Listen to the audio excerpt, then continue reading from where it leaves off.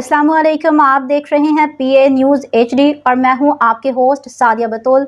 शामिल करते हैं आज की अहम खबर शामिल करते हैं Pakistan ARY news and international Pakistan ARY news के chief executive Hafiz doctor Kamran से अंजुमन अराइयाँ पाकिस्तान रजिस्टर्ड के मरकजी बॉडी के सदर मियाँ मोहम्मद सईद, मियाँ खालिद हबीब अराई, जनूबी पंजाब के सदर चौधरी ताहिर महमूद और अंजुमन अराइयाँ पाकिस्तान रजिस्टर्ड के सीनियर नायब सदर मियाँ जमील अहमद ने अपने बयान में कहा, गुल प्लाजा की आग ने सिर्फ एक इमारत को नहीं जलाया बल्कि उसने हुक्मरानों के झूठे दामों, कागजी कवानीन और बेहिस निज़ाम को नंगा कर दिया। ये हादसा नहीं, कत्ल है।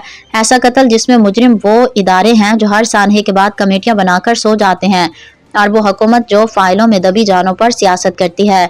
जिन हाथों ने हिफाजती इकदाम पर दस्तखत करने थे वही हाथ आज ताज़ियती बयानात लिख रहे हैं और जिन आंखों को निगरानी करनी थी वो आज भी बंद हैं।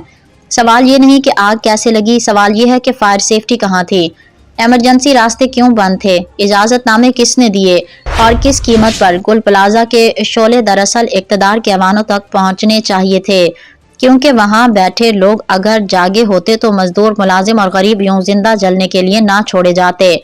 ये वक्त आंसुओं का नहीं, हिसाब का है। अगर इस सानहे के बाद भी जिम्मेदारों को निशान इबरत ना बनाया गया तो हर आने वाले आग का धुआं हुकूमत के गिरबान तक जाएगा और तारीख गवाही देगी कि निज़ाम लोगों को बचाने में नहीं सिर्फ दफन करने में माहिर था। शाह नियाजी न्यूज़ स्टूडियो से अब तक के लिए इतना ही। मजीद खबरों और अपडेट्स के लिए देखते रहिए PA न्यूज़ HD।